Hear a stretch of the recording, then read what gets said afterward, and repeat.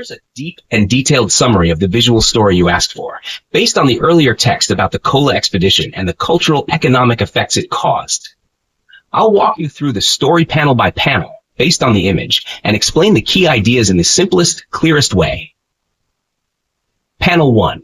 The Chola Navy attacks Srivijaya, 1025 CE. Scene. Giant chola ships with decorated sails move toward a tropical island port representing Srivijaya in present-day Indonesia. What it shows: the powerful Chola Empire from South India sends its navy on a bold mission to attack Srivijaya, a major sea kingdom. Why it matters. Srivijaya had controlled many sea routes between India and East Asia. By attacking it, the Cholas broke that control. Deeper meaning. Even though the Cholas may have attacked for power or revenge, they accidentally opened up the sea lanes for more trade and travel. Panel 2. Tamil merchant guilds expand into Southeast Asia. Scene. Tamil merchants arriving at Southeast Asian ports, unloading goods like spices, statues, and cloth. Locals welcome them. What it shows. After Srivijaya's power weakened, Tamil traders were free to travel and set up businesses across Southeast Asia. Why it matters. They were granted ports and outposts, which meant they could sell goods, build homes, and spread Indian culture. Deeper meaning. Trade brought more than just goods. It also brought art, religion, and ideas. The world was starting to become more connected. Panel 3. Blending of cultures, art, and religion bloom. Scene. A temple with mixed Indian and Southeast Asian styles. A sculptor carves a statue of a Hindu goddess with both Tamil and Chinese elements. What it shows. As traders and artists met, they shared and mixed their cultures, creating new art styles and religious ideas. Why it matters. This is called syncretism, when two or more cultures blend to create something new and beautiful. Deeper meaning. This shows that globalization and cultural mixing isn't new. It was already happening 1,000 years ago. Panel 4. Tamil traders in China. Long-term legacy. Scene. A port in Quanzhou, China. A Tamil Shiva temple stands nearby, with Tamil writing on stone walls. Chinese and Indian merchants talk. What it shows. Tamil traders didn't stop at Southeast Asia. They reached as far as China, especially Quanzhou, a famous port city. Why it matters. These merchants left behind real evidence, temples, sculptures, and writings in Tamil. Deeper meaning. It proves that early global trade helped shape the world centuries ago. And the ones who benefited most were not just kings, but ordinary Tamil traders who grew rich and spread their culture far and wide. Final summary. The Chola attack on Srivijaya was like opening a locked door. Behind that door was a huge world of trade and cultural exchange.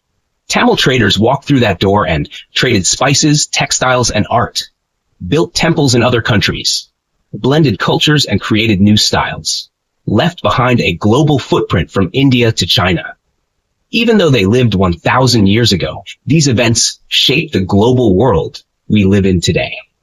Would you like me to make more panels for other parts of this story, or turn this into a mini comic book layout?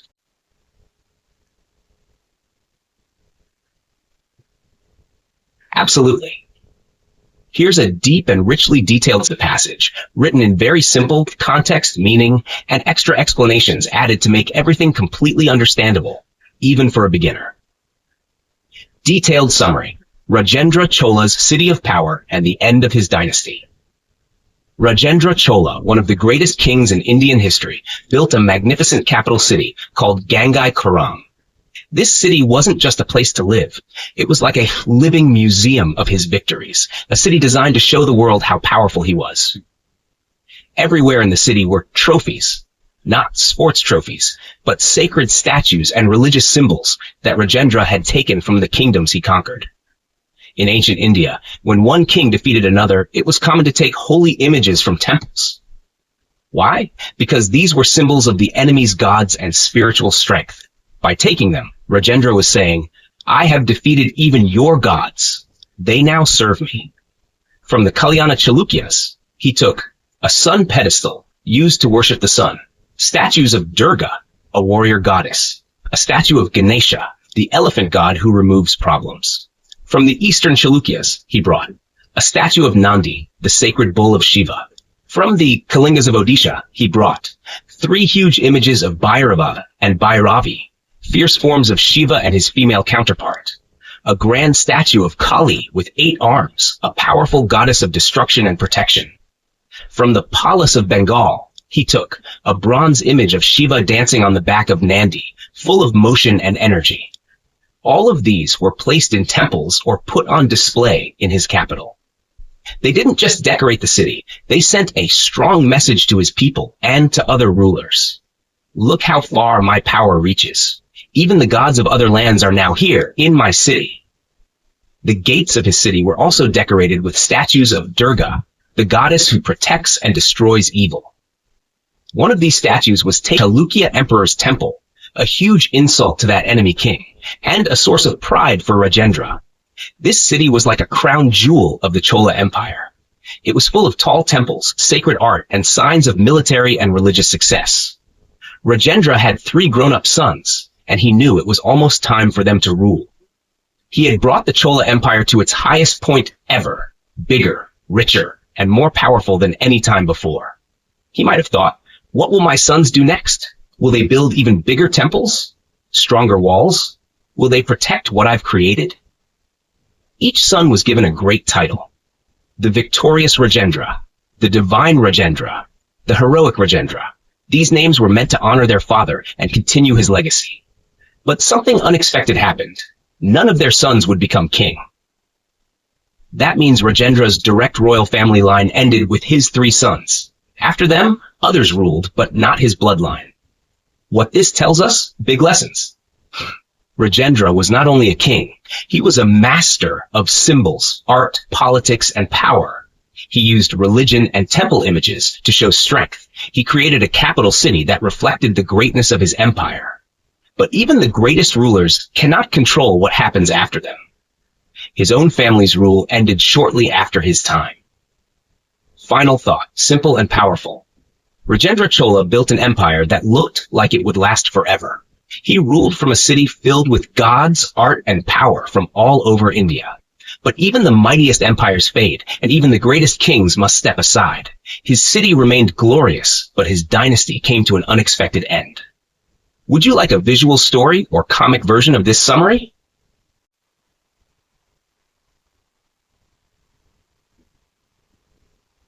Absolutely. Here's a deep, detailed summary of the entire passage in the simplest language possible, with every important idea clearly explained. Detailed, simple summary.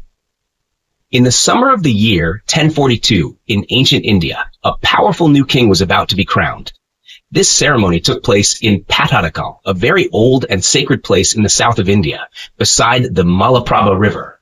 Pattadakal had been used for hundreds of years by the old Chalukya dynasty, powerful kings who ruled the Deccan region, central South India. These kings built great stone temples there and told proud stories about their victories in war. The Chalukyas used the royal title Vallabha, which meant someone chosen by fortune or favored by the gods. Now in 1042, a new Vallabha named Sameshvara from a newer branch of the Chalukya family, called the Kalyana Chalukyas, was about to take the throne. The same ancient royal ceremony was performed again, just like it had been for centuries. The king's family crown, passed down from earlier generations, was carefully placed on his head by priests. Everyone watching knew that this ceremony was not just about putting a crown on a head, it was about beginning a new reign full of heavy responsibilities. In ancient Indian thinking, a king's duty dharma was 3 things: to conquer enemies, protect his people, and become famous by doing great deeds. Sameshvara may have believed he had to follow this path, and that meant standing up to the huge Chola Empire, the strongest kingdom in the south at that time. The Cholas were ruled by Rajadaraja Chola, the son of the great king Rajendra Chola. Rajadaraja was a fierce and ruthless warrior, and many believed he was the most dangerous enemy the Chalukyas had ever faced. The people at Sameshvara's coronation probably felt fear and tension because they knew war was coming. They could sense that great destruction might happen soon. 2 massive powers, the Chalukyas and the Cholas, were preparing to fight once again. It was like a giant, dangerous game of chess, where kings, armies, and strategies would be used to gain land and glory. People from all walks of life, rich nobles, traders, religious leaders, and artists, from across India, from Konkan in the west to Vengi in the east, and from Dara in the north to Kanchipuram in the south, were watching and waiting anxiously, wondering who would make the first move in this coming clash of empires. Would you like a map, a family tree of the kings, or a timeline to help make this even clearer?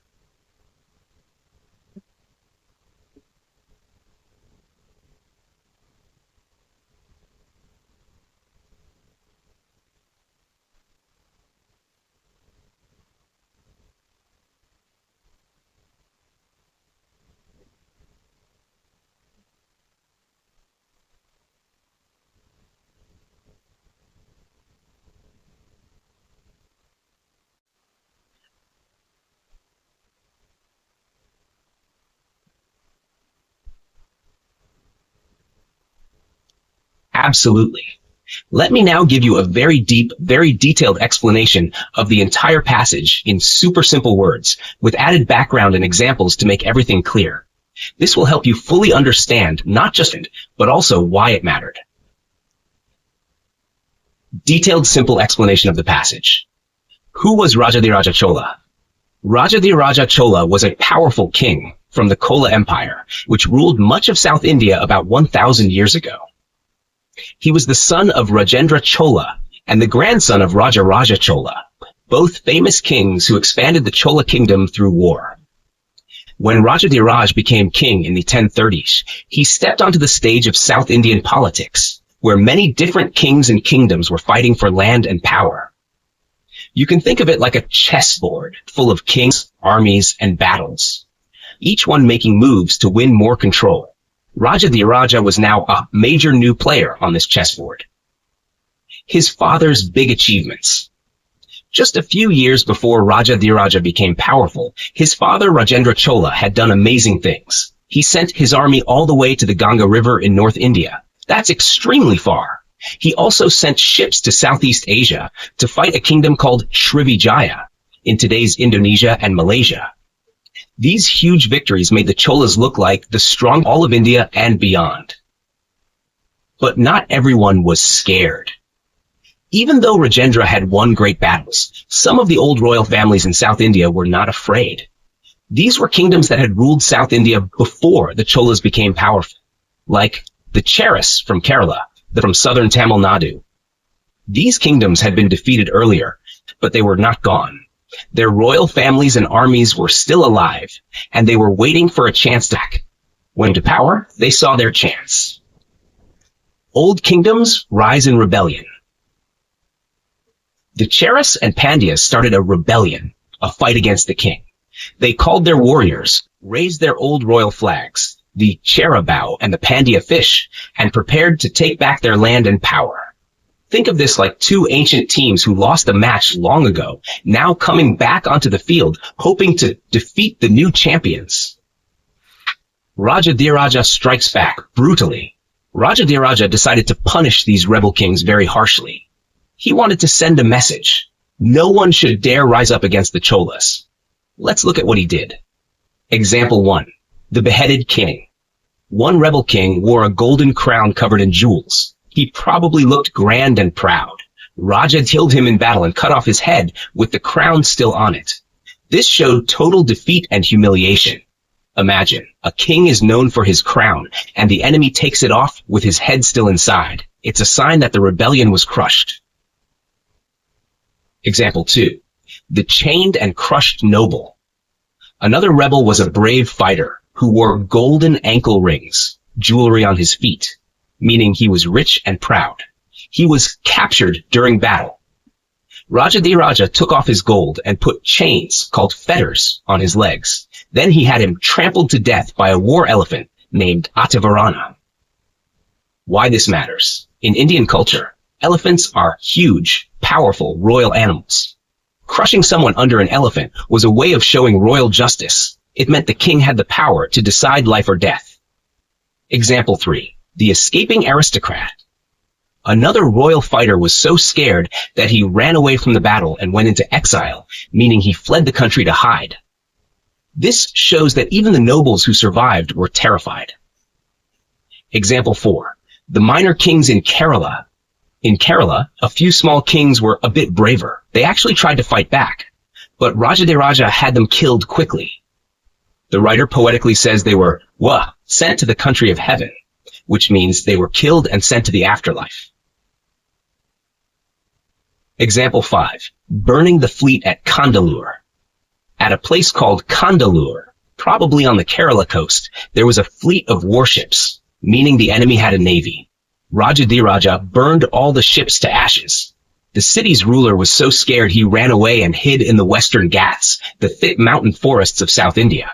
This was a repeat of what Rajadiraja's grandfather, Raja Chola, had done in the past, burning enemy ships and destroying their power at sea. What this all shows, Rajadiraja Chola was ruthless. He crushed rebels without mercy. Powerful.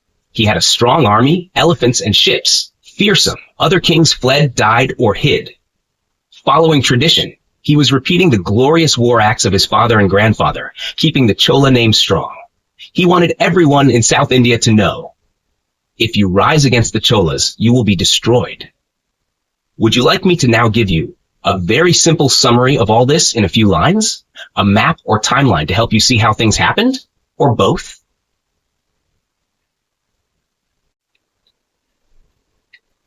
Absolutely. Here is a detailed summary of the passage you gave, explained in the simplest and clearest way possible. Deep, detailed summary in simple language. 1. Time and setting. This story takes place CE, about 1,000 years ago in southern and central India. During this time, there were two major empires, the Chola Empire in Tamil Nadu and parts of South India, the Chalukya Empire in the Deccan, central part of South India, mostly in Karnataka and beyond. 2. The Cholas were busy elsewhere. At this time, the Chola Empire was very powerful. The king, Rajendra Chola, had been sending us very far, to the Ganga River in the north, and even to Southeast Asia, like modern-day Indonesia, known then as Srivijaya. Because of this, the Chola armies were far away from home and busy fighting in other land. Perfect time for their enemies, the Chalukyas, to make their move. Ta 3. The Chalukyas attack. The Chalukya king at the time was Jayasimha II, the father of Someshvara I, who would later become a famous king. Jayasimha crossed the Tungabhadra River, which separated Chola and Chalukya lands. This was a bold military act, like crossing into. He led his army into southeastern Deccan and defeated small local kings there. He also expanded into southern Chhattisgarh, which was quite far east. 4. The capture of Chakrakuta. Jayasimha captured a strong fort called Chakrakuta, modern-day Chitrakoot, in Bastar district, Chhattisgarh. This fort had earlier been captured by the Cholas during their Ganga expedition in 1022-23. Now, the Chalukyas had taken it back. They used it as a military base and also a diplomatic center to plan wars and make deals with other rulers. 5. Strategy. Blocking the Cholas. Jayasimha II and the Chalukyas had a smart plan. They worked with local kings in Chhattisgarh and Odisha. The idea was to surround the Cholas from the east so the Chola Empire couldn't grow further in that direction. This kind of plan is called hemming in, like putting a wall around your enemy to trap them. 6. Battle over Vengi. The Chalukyas also take over the Vengi region in today's. They wanted to make their ally, a man named Vijayaditya Seseth, the king of Vengi. If they succeeded, it would have given them more power on the east coast. However, the Chola army fought back and stopped this plan. Just kept control, at least for the time being. Matter 7. The Chola Empire was no longer invincible. Even though the Cholas won the fight for Vengi, the situation had changed. Before, the Cholas were seen as unstoppable, like a mighty tiger.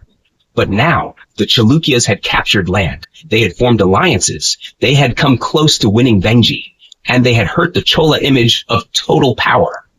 People across India began to realize the Cholas can be hurt. They are not invincible anymore.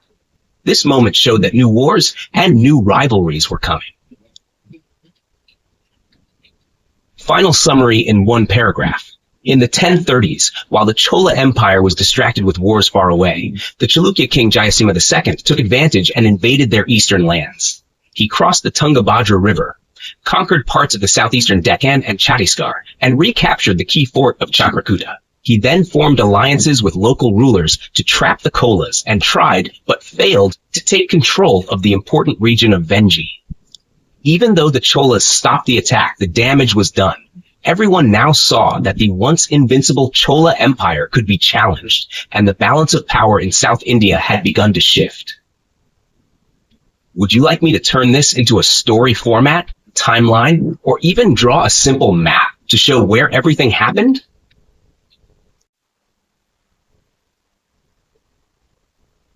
Absolutely.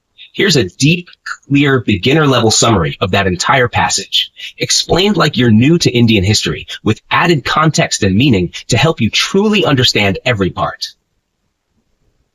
Deep, detailed summary in very simple language. In the year 1042, a king named Someshvara became the ruler of the Western Chalukya dynasty, a powerful kingdom in South India. Right away, he began to plan how to weaken his biggest rival, the Chola Empire, which was at its peak during that time. Someshvara understood something very important.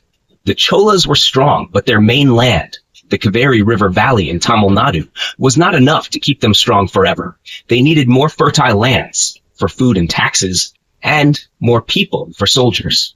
Without that, they couldn't fight enemies or rule such a big empire. That's why the Cholas had tried many times to conquer a very valuable piece of land called the Raichur Doab. This land lies between two big rivers, the Krishna and the Tungabhadra, and is great for farming. The Cholas even had their own name for it, Idutari Nadu, which shows how important they thought it was. In fact, one of their greatest kings, Rajendra Chola, proudly listed this land first when writing about his victories. But even though the Cholas had won battles there before, Someshvara's father, Jayasima II, managed to keep Chalukya control over Raichur. The Chalukyas called it Edudora Vishaya, so there was a constant tug of war over this place. Another important region was Vengi, located between the Krishna and Godavari rivers in today's Andhra Pradesh. This was another rich farming area that helped the Cholas stay strong. Unlike Raichur, Vengi was firmly in Chola hands at the time. At the same time, the Chalukyas had recently regained control over the Konkan coast on the west coast of India from another dynasty called the Paramaras. This coast was very profitable because of trade, so it added wealth to the Chalukya kingdom. So now, as king, using the royal title Vallabha, Someshvara had three big goals. 1. Fully bring Raichur under his control. 2. Strengthen control over the Konkan coast. 3. Cut off the Cholas from Vengi so they would become weaker. Then in 1044, the Chola king Rajendra Chola died, and Someshvara saw this as the perfect chance to strike, since the Cholas might now be weaker or unprepared. He sent a man named Vijayaditya II with a large army from the Deccan region to go to Vengi and try to take the throne from his own half-brother, Rajaraja Narendra, who ruled Vengi with Chola support. This was not the first time Vijayaditya tried to take over Vengi, but this time, it was the biggest and most serious attempt yet. He had help from a new generation of strong Chalukya generals who had fought the Cholas for many years and were experienced in war. By now, the Chalukya army was bigger and stronger than it had been 20 years ago, during the time when the Cholas were going far away and winning places like Bengal and Srivijaya in Southeast Asia. While the Cholas were fighting overseas, the Chalukyas had been getting ready for war at home. Now, Rajaraja Narendra, the ruler of Vengi, was in great danger. His position was under attack, so he sent an urgent request for help to the Cholas. In response, the Cholas sent a powerful army, led by 3 of their best generals, to go and protect him. Both sides now had strong, equally matched forces. A major conflict between the Cholas and Chalukyas over control of Vengi and the future of southern India was about to begin. In short, Samshvara knew the Cholas were strong, but needed rich lands like Raichur and Vengi to stay strong. He planned to take these lands and weaken the Cholas. When the Chola king died in 1044, Samshvara made his move. He sent Vijayaditya to Vengi with a big army to remove the Chola-backed ruler. The Cholas responded with an army of their own. Both sides were now ready for a serious and equal battle. Would you like a map, a timeline, or a comic-style version to make this even clearer?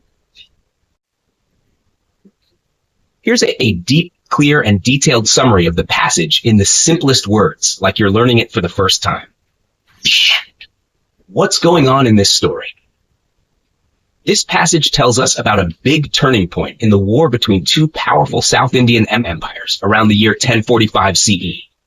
The Chola Empire, led by Rajadhiraja Chola, and the Chalukya Empire, led by Samashvara and his generals. For many years, the Cholas had been fighting and expanding, winning battles and raiding distant lands. But now, they were starting to lose strength. Why were the Cholas getting weaker? 1. Too many wars for too long. The Chola army had been fighting for over 30 years. They were once the best army, but wars had tired them out. 2. Old and worn-out soldiers, their best commanders and fighters, who had once attacked places like Southeast Asia, were now older and fewer in number. 3. New recruits weren't as skilled. Even though new soldiers kept joining from villages and hill areas, they weren't as well trained as the old ones.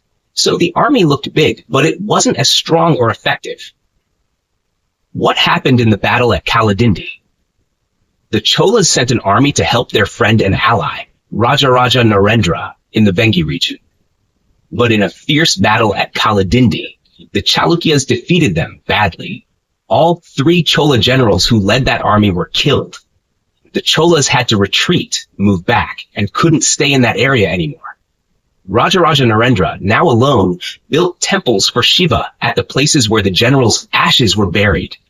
This showed how much they were respected. Rajadhiraja Chola enters the war. Now, Rajadhiraja Chola had officially become the emperor of the Cholas.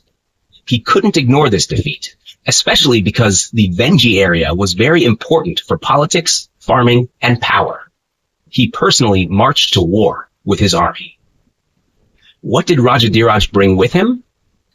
He brought in fresh troops and trusted commanders who had already fought with him in earlier wars in the south against the Pandyas and Cheras.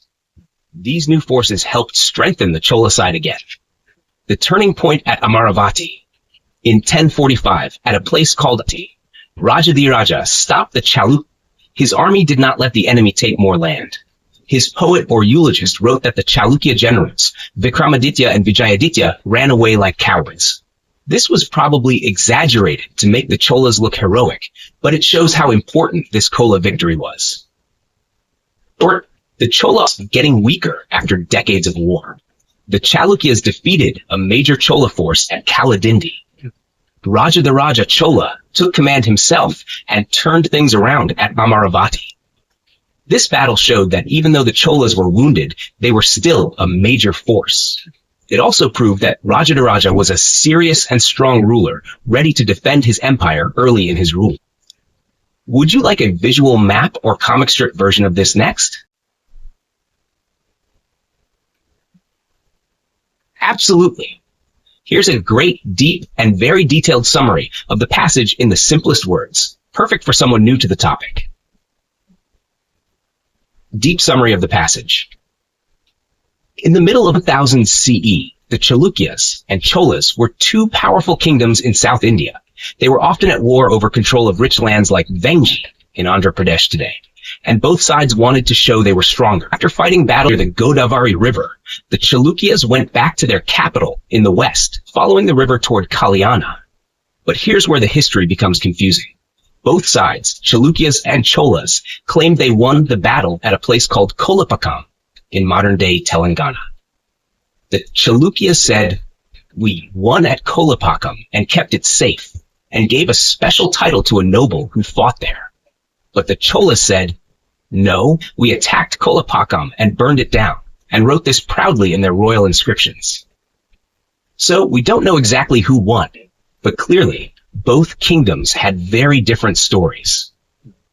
Even though the Chalukyas didn't succeed in making their ally the king of Vengi, the war had shown that the Cholas were weakening.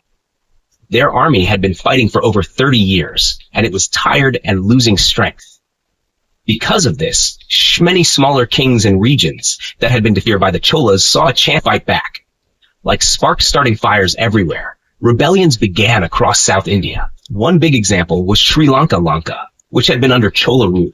It rose up in rebellion. Also, many adventurers from across India rushed in to take part in the chaos, hoping to win land, power, or wealth. Faced with all this trouble, the Chola king, Rajadharaj, stopped his war with the Chalukyas. He returned south to deal with the revolts and protect his empire. Meanwhile, the Chalukya king, Someshvara, did not try to attack Vengi again right away. He had other enemies and problems to handle first. His attention was needed elsewhere. Key ideas in a nutshell. A major war happened between Cholas and Chalukyas. Both claimed they won the battle at Kolapakam. The Cholas were getting weaker, and other regions started to rebel. Sri Lanka also rebelled, and outsiders joined the chaos. The Chola emperor had to retreat and deal with rebellions at home. The Chalukya king paused his plans for Vengi and focused on other matters.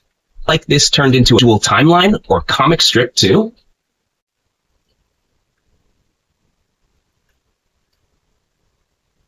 Here is a deep, detailed, and very simple summary of the passage you provided, written so that even a total beginner or young student can remember it easily. Big picture summary. This passage tells the story of a long and dramatic power struggle between two important regions of India, Malwa in central India and the Deccan, southern India, especially the Chalukyas, a ruling dynasty in the Deccan. Over about 100 years, Malwa, once weak, grew strong and kept attacking the powerful and again. The most famous king of Malwa, Bhoja, not only fought wars but also became a superstar in Sanskrit literature and culture, which made him famous across all of South Asia. Meanwhile, the Chalukyas waited and planned their revenge.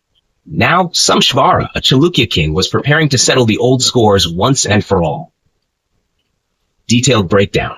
1. Malwa's revenge on Deccan powers. About 100 years ago, Malwa was just a small region used by big Deccan kings as a military base. But things changed. Malwa gained power and started fighting back. This is called revenge on former overlords. Malwa turned the tables on the kings who once used or controlled it. 2. Siaka Harsha Paramara, the beginning of the fight. In the year 972 CE, King Siaka of Malwa attacked and looted the Deccan capital Manyaketa. This was a big insult to the Deccan rulers and marked a turning point in Malwa's rise. 3. Vakpati Paramara, the poet warrior. Next came Vakpati, another Malwa king. He was a poet and king. He tried to take famous royal titles to show off his power, but his ambitions were crushed when Tela, a Chalukya king, defeated and killed him around 994 CE. 4. Bhoja Paramara, the greatest of all. Then came Bhoja, the most famous and powerful king of the Paramaras, Malwa family. Around 1020 CE, Bhoja captured the Konkan coast, a rich coastal area near present-day Mumbai. This was taken from Jayasimha II, a Chalukya king. Even though the Chalukyas tried to take the Konkan back later, they couldn't control it well. Their power remained weak there. 5. Chalukya Someshvara. Planning revenge, Someshvara, the great-grandson of Tila, was now king of the Chalukyas. He wanted to end the fight once and for all and restore Chalukya pride. 6. Rajendra Chola, the military superstar. Meanwhile, Rajendra Chola from South India had become very famous for winning wars. He was like a celebrity general, respected for his victories across land and sea. 7. Bhoja's different kind of greatness. While Rajendra was famous for war, Bhoja became famous through learning, writing, and culture. Bhoja was a master of Sanskrit, the ancient and respected language of India. He wrote many books and was loved by scholars and poets all over India. He supported Sanskrit writers more than even Amogavarsha, a past great. Bhoja believed Sanskrit was the only proper language for serious literature. He ignored the local languages spoken by ordinary people.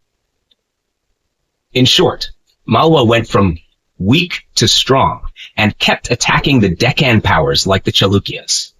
Bhoja, Malwa's greatest king, beat the Chalukyas in war and became a famous Sanskrit scholar and literary hero. The Chalukyas, hurt and weakened, planned to strike back as Samshvar was ready to take revenge. At the same time, the Cholas in the south were growing stronger, adding more tension to the story. Would you like a map-based summary, a comic strip, or timeline visual for this next? Sure, here's a great, deep, and very simple summary of the entire passage, explained in a way that's super clear, detailed, easy to understand, like you're learning for the first time. Let's go step by step. Hash deep summary, very simple words, full understanding. 1. Sanskrit's second golden age, around 1000 CE. Most people think Sanskrit had its best time during the Gupta Empire, around the 4th to 5th centuries CE. That was a big time for poetry, drama, and science in Sanskrit. But actually, another golden age happened much later, in the 11th century, around the year 1000. This was when Sanskrit literature, books, poetry, plays reached its very highest level, even better than before. 2. Kings and courts. All across India loved Sanskrit. During this time, royal courts, places where kings ruled and held gatherings, across all parts of India supported Sanskrit.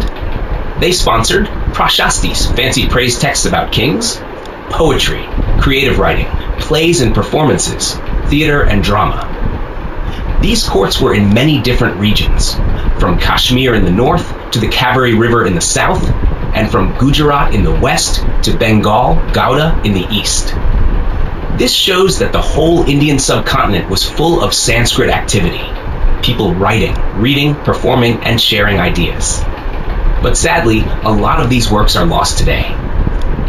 Bhoja, the great king and scholar. The most famous king from this time was Bhoja, who ruled from Dara in central India. He was more than just a king. He was a genius and a lover of knowledge. He studied many different subjects like grammar, yoga, stars, architecture, wrote books and poems himself, helped other writers by giving them money and support, wanted to be remembered forever for helping Sanskrit and learning. This kind of person is called a polymath, someone who knows a lot about many things. 4. Bhoja's palace was a learning center. Bhoja's court became a magnet for scholars and poets from across India. They came to Dara, where Bhoja was building one of India's biggest libraries. His court was full of poetry and drama, smart conversations, deep debates on topics like beauty, aesthetics, and philosophy, metaphysics. And Bhoja personally took part in all of it. He was not just watching, he was leading and guiding the writing and learning himself. 5. Bhoja became legendary. Because of all this, Bhoja became a legend. Later poets in Kashmir felt sad they never met him. A king 500 years later in South India, Krishnadeva Raya of Vijayanagara, admired Bhoja so much he called himself Abhinava Bhoja, which means New Bhoja. This shows how Bhoja's name and fame lived on for centuries, and how deeply he influenced Indian literature and culture. Final summary in one sentence, for memory. In the 11th century, Sanskrit reached a second golden age across India, with King Bhoja of Dara leading the way as a brilliant king, scholar, and patron, whose court became a legendary center of learning and culture. Would you like me to turn this into a timeline, map, or visual chart to make it even easier to remember?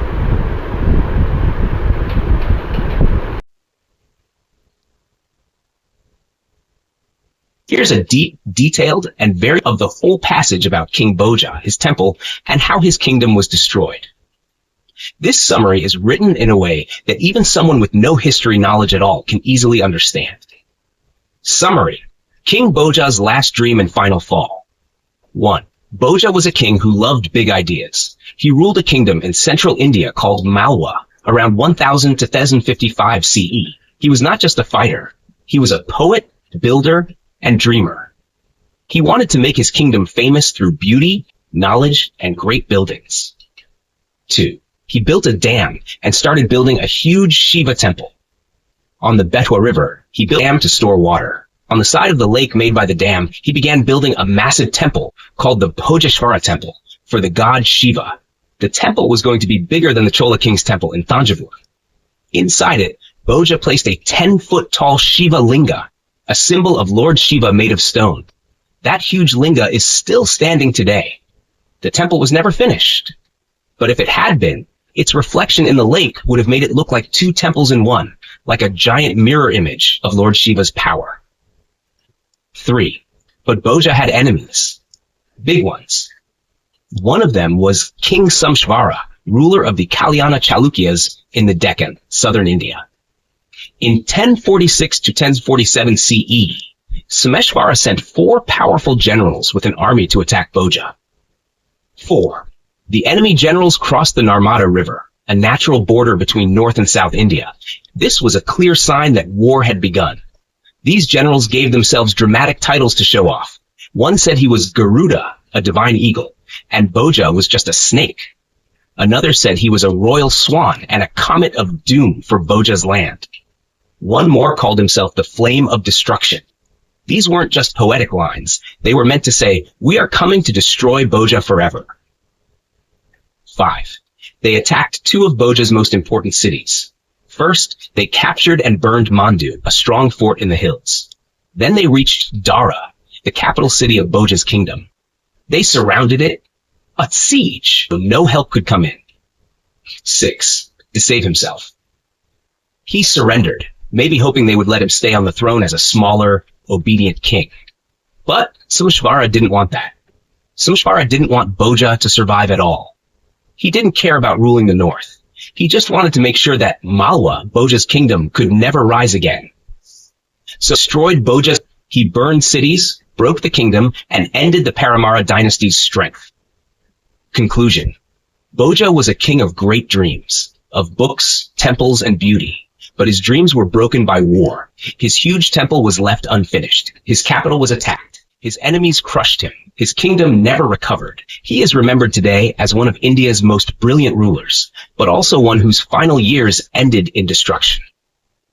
Would you like me to summarize Bhoja's life like a storybook for kids, or create a timeline of events? Here's a great, deep, and detailed summary of the passage, written in the simplest, clearest way possible, like telling a story step by step, so anyone, even someone new to history, can fully understand and remember it. Summary. The fall of Bhoja and the destruction of Dara and Ujjain. 1. King Bhoja's great city is destroyed.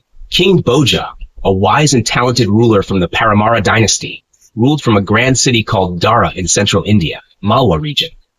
Dara was famous for beautiful buildings with temples, poets, and places for learning. Bhoja's own palace, named Sarasvati Kanta Bharana, which means the necklace of the goddess of wisdom. This shows how much Bhoja loved knowledge and learning. But then a powerful army from the south, led by King Sameshvara of the Chalukya dynasty, invaded. The southern armies destroyed Dara. 4 of Sameshvara's senior generals crossed the Narmada River, which separated North and South India. They attacked Dara. The palace was torn apart, and treasures were stolen. They burned and looted the whole city. Nothing was spared. Even though Sameshvara ordered Bhoja's library to be kept safe, it was later stolen by a warlord from Gujarat. Act 3. The ancient city of Ujjain is also burned. Next, the Chalukya army attacked Ujjain, a very old and sacred city in India. Long ago, a famous king had performed a great religious sacrifice there, showing its historical importance. But now it was also destroyed and burned, just like Dara. 4. The human cost of war, sadness and loss. Poets later described how widows of the men who died in Malwa were captured and taken south by the victors. These women wore coal, black eye makeup, and cried so much that legends say their tears and coal turned the Narmada River black, a sad image showing how much suffering the war caused. 5. The Chalukyas celebrate their victory. The war was such a big deal that the Chalukyas and their allies, like the Hoysalas, who later became powerful kings in Karnataka, proudly included this victory in their prashastis, poems praising kings. It showed off their bravery and power. The Hoysalas even copied Malwa's temple designs when they built their own famous temples later.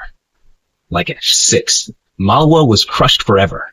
After this, Malwa was totally weakened. It would never rise again as a major kingdom. Samshvara's army had completely destroyed its power.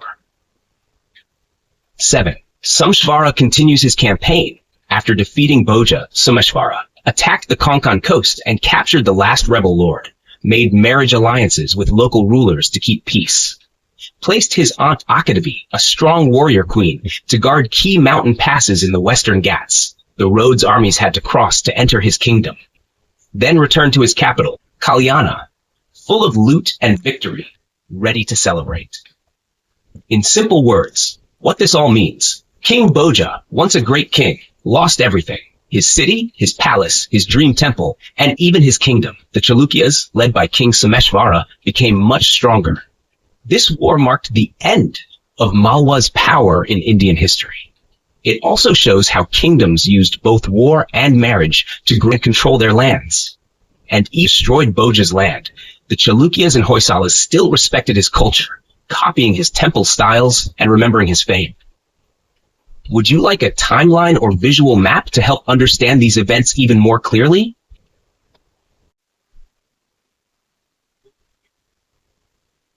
Here is a great, deep, and simple summary of the passage, like you're hearing a story from the best teacher in the world. Slow, clear, full of meaning. Summary: the Chola Emperor Rajadiraja's plan to destroy the Chalukyas.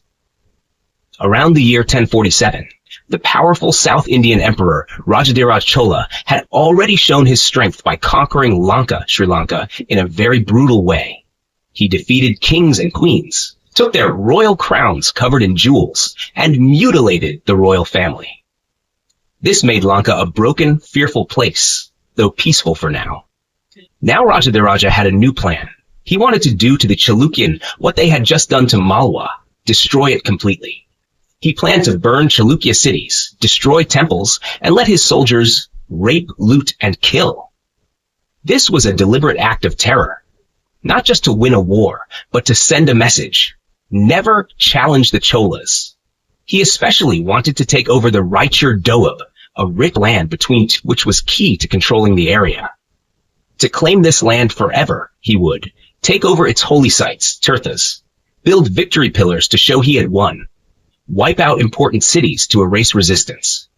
His final goal was to destroy the Chalukya capital Kalyana, and then perform a special war ritual called Virabhisheka, a hero's consecration, right in the ashes of the burned city. It was meant to show the gods had blessed him as the ultimate warrior. Worse, he wanted the Chalukya nobles and royal court to stand there and watch, unable to stop him, feeling ashamed and defeated. Rajadiraja Chola wanted to erase the Chalukya's glory, honor, and divine right to rule. He wanted to make sure that no king from Kalyana or Manyakheta, both Chalukya centers, would ever dare to rise up against the Cholas again. In short, Rajadiraja Chola, after brutal victories in Lanka, turned to the Deccan. He wanted to destroy the Chalukyas, take their land and temples, humiliate them, and crown himself in their ruins as a divine warrior, ensuring the Cholas remained supreme. Would you like me to explain what the Virabhisheka ritual means in more detail, or draw a simple timeline of these events?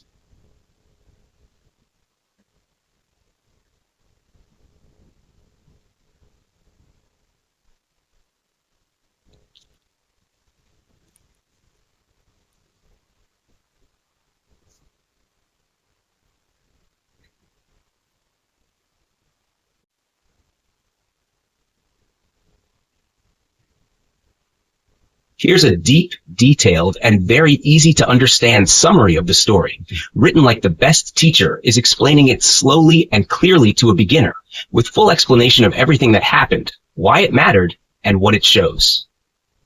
Summary: Rajadiraj Chola's invasion of the Deccan, step by step. Who was Rajadiraj Chola? Rajadiraja Chola was a powerful king of the Chola Empire, which ruled over much of South India in the 11th century. The Cholas were rich, strong, and proud, and they had been fighting for control of the Deccan, a large rocky region in central southern India, against their main enemies, the Chalukyas. The Chalukyas, led by Emperor Sameshvara Thurs, ruled the western Deccan from their capital Kalyana in today's Karnataka. They were proud and powerful too, and the two empires were constantly at war. Rajadhiraja marches into the Deccan. One day, Rajadhiraja Chola decided to march into the Deccan region with his army. This was not a peaceful trip. He came as a conqueror, ready to defeat his enemies and prove his power. As soon as he entered, many small local kings, minor rulers loyal to the Chalukyas, attacked him together. They hoped to stop him before he got too far, but Rajadhiraja was too strong for them.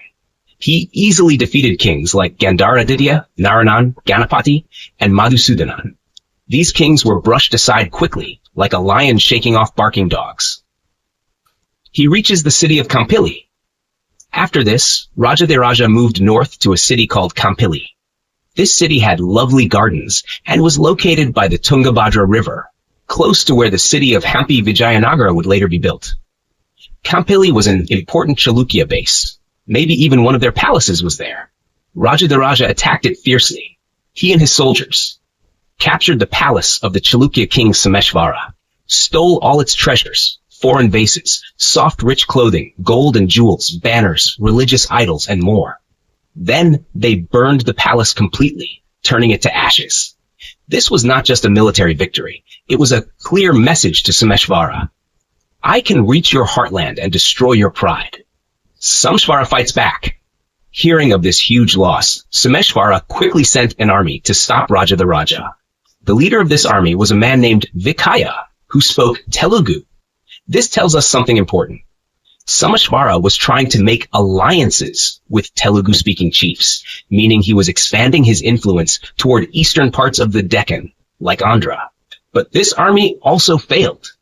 Vikaya was captured and paraded like a trophy in front of Rajadhiraja. It was another public insult. Someshvara asks for peace.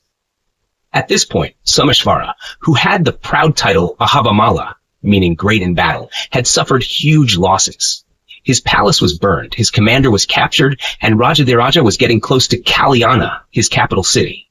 So Someshvara sent messengers to Rajadhiraja's camp. He sued for peace, meaning he asked to stop the war. Rajadhiraja refuses peace and humiliates his enemy. But Rajadhiraja refused. He wasn't ready to forgive or end the battle. Instead, he insulted the Chalukya messengers in a horrible way. He kicked them out of the camp. He made them wear signs around their necks that said, Ahavamala is a despicable coward, a terrible insult. The Chola soldiers mocked and laughed at them. This was more than war. This was a game, and Rajadhiraja wanted to break Someshvara's pride. The destruction of Pundur. Then Rajadhiraja attacked the city of Pundur, which was just a few weeks away from Someshvara's capital. Here, he committed one of his worst acts. He completely destroyed the city, burned, crushed, ruined. Then, to insult it even more, he made donkeys plow the land. Donkeys were seen as low, dirty animals. Planted cheap, coarse millet, not valuable crops like rice or wheat. This act meant this proud city is now just a used field. This was not just military destruction. It was psychological warfare, meant to break the spirit of his enemies. The human cost, refugees and suffering. While kings were fighting for pride and power, ordinary people suffered the most. People who lived in these cities ran away in fear. They became refugees, with no homes, no food, no safety. Families ran across sharp, rocky land, hurting their feet. Old people were too tired to keep up and may have been left behind. Children cried at night, scared and confused. This part shows us a sad truth about war. Even if kings win or lose, the people suffer the most. Why this story matters. This is just about one battle. It shows how powerful and proud the Chola Empire was under Rajadhiraja. How they wanted to break the pride of their enemies, not just defeat them. How kings used public shame, destruction, and cruelty to show strength. How regular people were often the victims of all this fighting. It helps us understand how ancient wars were fought, not just with swords, but with symbolic acts, humiliation, and total destruction. Would you like me to turn this into a short children's story version? Make a timeline of events? Draw a map of places mentioned? Let me know.